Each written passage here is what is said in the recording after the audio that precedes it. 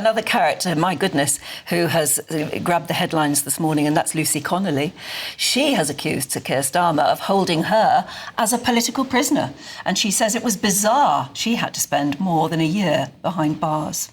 Have you been Keir Starmer's political prisoner? Absolutely. And me and several other people. Like I said, it's important to remember that it wasn't just me. I, for some reason, seem to have had the most coverage, but there are people that are in equally awful situations that shouldn't be in there, and we should also be fighting for them and remembering them, and when they come out, give them the same support as what I'm getting from people as well. Well, we're joined now by the editor of Spiked, Tom Slater, who's been watching all of those interviews with her, because there were 2 overnight, weren't there, released. What are your thoughts? Well, I think, first and foremost, this is the other side of the story. We've read so much about this case. It's been certainly the most prominent example of someone being imprisoned for speech that we've seen in many years in this country.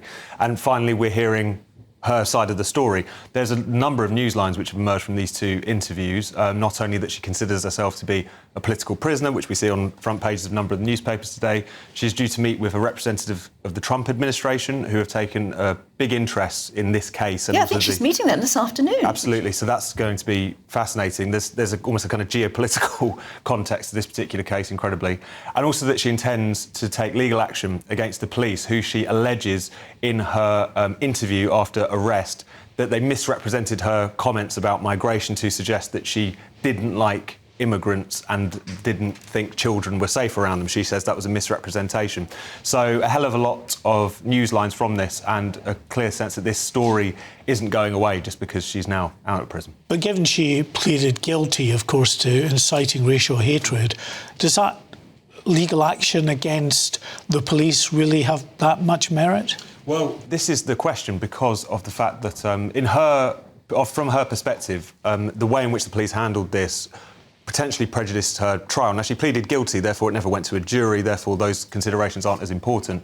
But was it part of the pressure that she was put under to plead guilty, to acquiesce? That's become a key part of this case, because we've seen cases recently of people pleading not guilty and being acquitted by juries. There was the Ricky Jones case, comes up in these interviews, incidentally.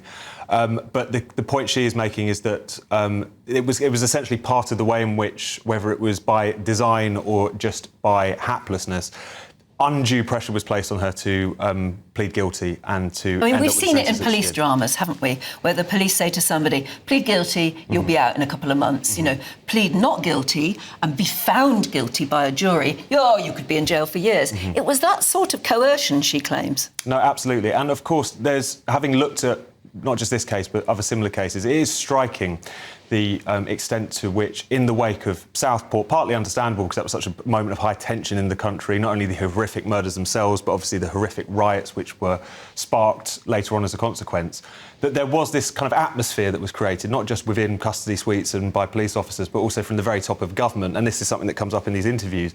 The fact that you did have Keir Starmer taken to the airwaves to say that not only hateful violence would be punished, but also that hateful speech would be very vigorously punished. You had the Director of Public Prosecution saying that even retweeting hateful content could land you in a prison cell. And you had government social media accounts blaring out the words, think before you post. So even if this isn't necessarily a kind of act of direct political interference, that's something which will come out in the fullness of time. The sense that an atmosphere was created at that point which might have led to harsher treatment is a question that hangs over this case, definitely. Given you've obviously poured through the whole of these interviews that she's given just how eloquent she is, she comes across as a very intelligent woman. She could be a real thorn in the side of Sir Keir Starmer going forward. No, absolutely, especially if she intends to fight these particular cases. I mean, it's not just her issue is not purely with the police, it's also with the kind of broader government in terms of how they handled this. And I also think it's kind of important because sometimes with these cases it comes down to the kind of individual. Do we think this person is a credible individual? Do we think they are racist? Do we think this was out of character? Whatever. I also think it's important we bring it back to the principal debate, which is, should someone be in prison for something horrendous that they said, but in the heat of the moment and then deleted? And I think that discussion is probably more where we need to be at this point. Hello, I'm Bev Turner. Now, it can feel like the money in our bank accounts at the moment does not keep up with the cost of living, and maybe there's a solution. I'm here today with the CEO of TallyMoney, Cameron Parry. Cameron, what is TallyMoney? Well, Bev, with TallyMoney, you get a current account and a debit card, but instead of pounds, you use milligrams of gold as your everyday money.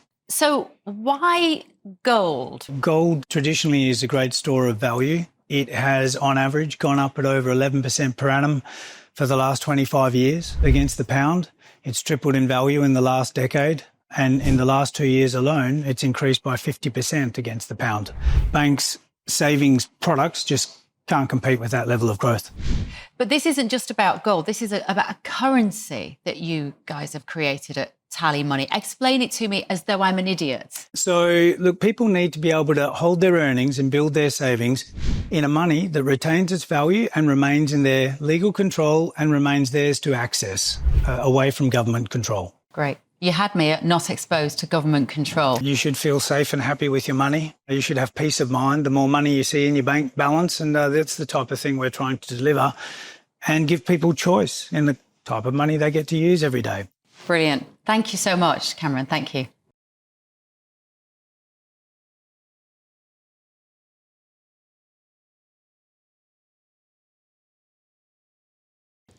Well, we're joined now by Connie Shaw from the Free Speech Union. Thanks for joining us this morning, Connie.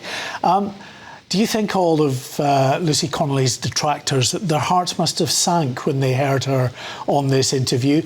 She's eloquent, she's intelligent, she's very measured in the ways that she's coming across. She could be a real thorn in the side of Sir Keir Starmer. She was phenomenal, and that interview especially, I mean, both Dan Wootton and Alison Pearson did a great job, but I watched Alison Pearson's first and it was just brilliant. The fact that the first thing that I thought was great was the fact that she was consistent on Ricky Jones. When Ricky Jones was acquitted, I was thinking, God, what is Lucy thinking? The fact, the reason, if I hear one more person say, but she pleaded guilty, I think I will explode. But the precise reason why she pled guilty was because she was remanded in custody. She was told she wouldn't be granted bail, even if she had pled. Who told her that? That was her duty solicitor. She was told, if you plead not guilty, you'll be waiting behind bars for maybe up to a year just for your trial. If you plead guilty, you'll be home by Christmas, she was told. She was told that if she pleaded guilty, she would get that 25% reduction on her sentence. But the judge, in his sentencing remarks, said the reason for the really long sentence was that if she had pleaded not guilty and then was found guilty, the minimum sentence she would have got was 3.5 years. And he started from that point. But the whole point of pleading guilty is that you don't start from the point of what you would have got if you pleaded not guilty and then was found guilty. So she felt seriously misled that she believed that she'd be getting this shorter sentence. She never expected to get 2.5 years. What do you think, then, that Ricky Jones's sentence, not sentence, the fact that he was found not guilty, that was a jury decision. Yeah. What do you think that tells us about the difference between ordinary 12 people and judge? That the people do not believe you should be locked up for saying extremely offensive things. And I think we need to remember as well that Ricky was charged with inciting violence or encouraging violent disorder, whereas Lucy was charged with inciting racial hatred. So they were very different cases, but the point was that Ricky got given bail, so he had the opportunity to take a really considered opinion about who was going to defend him. He had the advice of a very experienced criminal, KC, who advised him to plead not guilty, and then he was acquitted by a jury. His trial was also delayed multiple times, so he had over a year to decide what his defence was. There was an explicit push by Starmer to rush people through the courts. He said individuals will be held on remand. Lucy speaks about how her solicitors were saying, we've never seen anything like this. People are being held on remand when usually they wouldn't be. So let's urge on the side of caution, plead guilty and you'll get home quickly. That was her only priority at the time. She didn't care whether she was going to get a criminal record or not at that point. And she would obviously have been able to show that human side to the jury, the side that we've seen on the camera there of a very eloquent and intelligent woman. That was one of the most shocking things, hearing Lucy describe in her own words, that when she was first interviewed, first duty solicitor she had said to her, look, just go in there, don't say no comment, just go and explain yourself. This is ridiculous, they'll understand. But that interview was when, after the first interview, then they misrepresented what she said.